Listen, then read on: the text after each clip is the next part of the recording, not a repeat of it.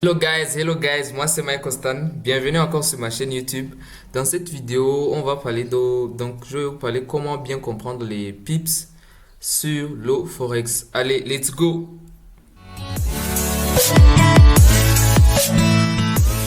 Donc déjà, je vais commencer par vous parler c'est quoi le pip. Donc le pip c'est juste une abréviation de percentage in point. Donc pourcentage en point. Le PIB, c'est une unité donc de mesure de la variation, donc les fluctuations qui se fait sur le marché. Et comment donc vous aurez à savoir comment calculer ça et à quoi donc ces pips là vont nous servir. Donc si vous tradez le forex et que vous ne savez pas comment calculer les pips, il faut savoir que sur le Forex, sur toutes les parités que vous aurez à trader sur le Forex, vous aurez à compter les pips de la même façon. Donc ici, ça dit, je vous explique ici, vous aurez à prendre la quatrième décimale pour toutes les paires, à l'exception des parités négociées avec le yen japonais. Donc sur toutes les paires où il n'y a pas le yen japonais, vous aurez à calculer les pips de la même façon. Par exemple, il y a le euro USD, le GBP USD et le USD CHF. Donc sur tous ces marchés où vous n'aurez pas trouvé le yen japonais, vous aurez à prendre la quatrième décimale. Et deuxième décimale, vous aurez à prendre la deuxième décimale pour toutes les parités négociées avec le yen japonais. Donc, par exemple, le euro JPY, le NZD JPY, le dollar canadien contre le yen japonais. Sur les parités où il y a le yen japonais, vous aurez à prendre la deuxième des décimales. Je continue à vous expliquer cela pour que vous puissiez bien comprendre. Je vais vous montrer, vous donner des exemples. Donc ici, prenons que vous êtes sur Euro USD. Euro USD, sur toutes les parités où il n'y a pas le yen japonais, vous aurez à voir que il y aura peut-être un seul chiffre ou bien deux chiffres, mais après la virgule, il y aura toujours cinq chiffres. Il y aura toujours cinq chiffres. Mais donc le dernier chiffre, vous aurez à ignorer ça. Ici, par exemple, là, sur l'exemple ici, on voit qu'il y a 1,11 500. Donc, vous voyez qu'après la virgule, il y a 5 chiffres. Mais vous aurez ignoré donc le cinquième chiffre là, parce que on l'appelle ça, c'est un micro-lot. Donc, si vous venez à compter ça en argent, donc en dollars, ça va vous donner donc les centimes. Et donc, on ne s'intéresse pas beaucoup aux centimes. Et c'est pour ça, donc, on prend jusque la quatrième décimale. Donc ici, pour le PIP, dans ce cas-là, on a ce 0. C'est ici qu'on va commencer à compter les pips. Donc ici, on voit que les prix ont quitté sur l'euro USD. On voit que les prix ont quitté de 1,11 500. Déjà, si on vient à ignorer le dernier chiffre, ça a quitté de 1,1150 à 1,1151. Donc ça, c'est un seul pip. Là, vous venez d'avoir un pip. Si vous avez pris position buy ou vente, ça sera donc un mouvement d'un seul pip. Exemple sur une parité qui présente le yen japonais. Ici, on a euro contre le yen japonais. Pour les marchés, donc les parités qui présentent le yen japonais, vous allez voir que après la virgule, il y aura toujours trois chiffres. Donc trois chiffres derrière la virgule. Mais ici aussi, donc le dernier chiffre, c'est un micro-lot. Donc vous aurez à ignorer ça et juste prendre la deuxième décimale comme je venais de vous le dire sur la précédente page là. Donc ici, par exemple, on a 106,452. C'est le chiffre ici, le dernier chiffre que vous aurez ignoré. Donc, si de 106,45 à 106,46, c'est qu'il aura monté d'un seul pip. C'est qu'il aura monté d'un seul pip. Donc, c'est comme ça. Autre exemple pour que vous puissiez mieux comprendre. Ici, exemple 1. Si la valeur de la parité euro-USD vient à grimper de 1,3752 à 1,3755.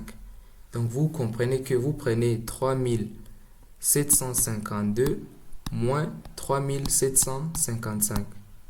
Vous voyez que ça a quitté donc le quatrième décimal parce que c'est 1 virgule ici et ici il y a 1 virgule. Quatrième décimale, on commence à compter sur la quatrième décimale. Ici, on voit ça quitter de 2 à 5. Donc il y a un mouvement, il y a eu un mouvement de 3 pips. C'est comme ça vous aurez à compter les pips. Si je viens encore prendre un autre exemple pour une parité qui présente le yen japonais. Donc prenons que Euro JPY vient de grimper de 107.761 à 107.821. Donc ici vous allez ignorer le dernier chiffre ici et prendre la deuxième décimale. Ça qui était de 6, donc c'était après la virgule, c'était 76 et ça qui était de 76 à 82. Pour dire que ça a fait un mouvement de 6 pips. 6 pips.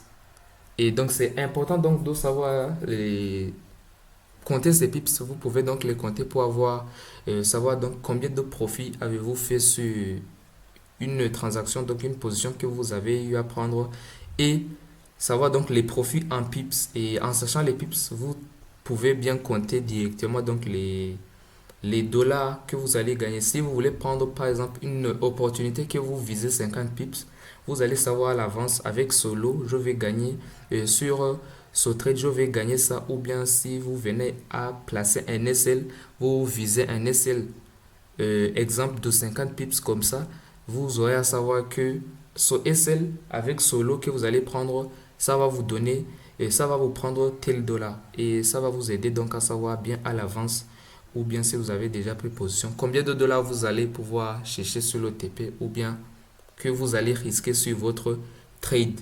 Donc ici, formule déjà pour compter les gains ou bien les pertes. Donc en dollars, c'est vous prenez les pips fois le lot que vous voulez prendre fois 10 et ça va vous donner donc les dollars. Exemple sur là, donc je donne l'exemple sur ça.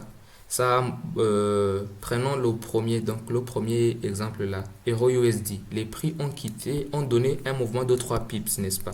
Ont donné un mouvement de 3 pips. Ça a quitté de 3 pips. Vous prenez par exemple un lot de 0,1 fois 10, vous multipliez par 10, ça va vous donner donc les gains directement. Ou bien si vous cherchez si les 3 pips c'est le stop loss, ça va vous donner combien vous allez risquer.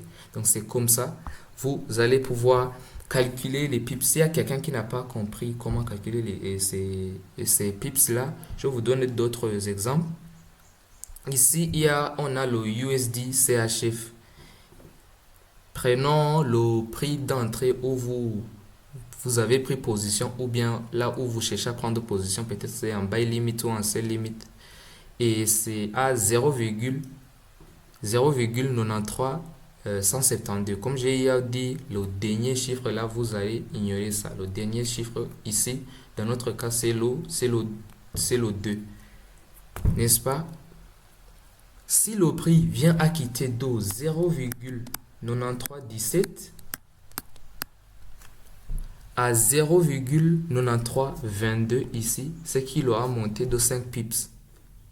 S'il vient quitter de 93,17 à 93,47, vous comprenez qu'il a quitté de 17 à 47, c'est 30 pips.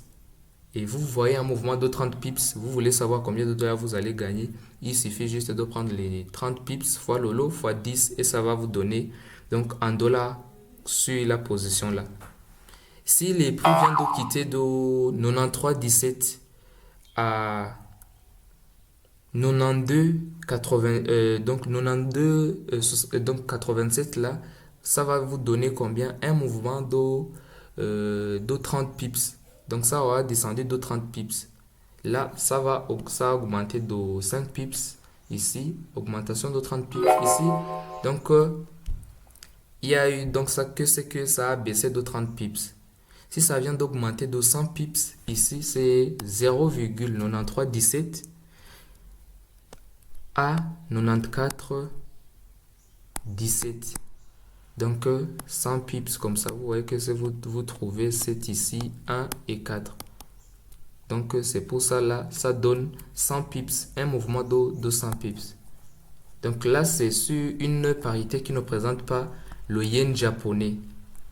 Donc, j'ai à vous dire que sur une parité qui ne présente pas le yen japonais, vous prenez quatrième décimale.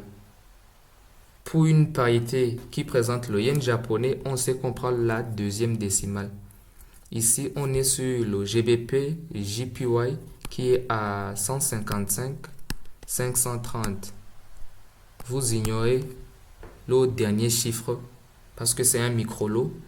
Donc, si ça quitte de 53 à 58 ici, on comprend que c'est 5 pips. 53 plus 5, 58. Donc, 5 pips. Ici, ça a quitté de 53 à 83. Ça a donné donc 30 pips. Si ça vient à quitter de 155,53 à 155,23, c'est que ça a descendu de 30 pips.